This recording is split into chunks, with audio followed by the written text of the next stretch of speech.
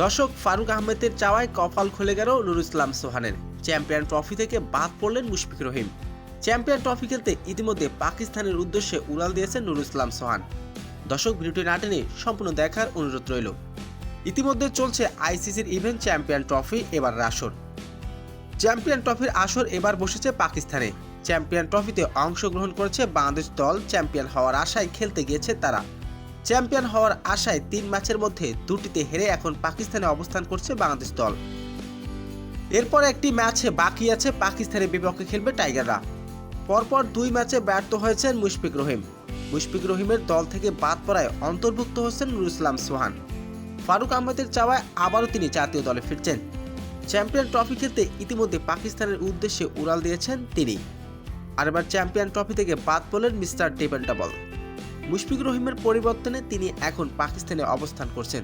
তো দর্শক, মুশফিকুর রহিম কি চ্যাম্পিয়ন ট্রফি থেকে বাদ দেওয়া কি ঠিক হয়েছে? তো দর্শক, জানিয়ে দিন আপনার মূল্যবান মতামতটি কমেন্ট বক্সে।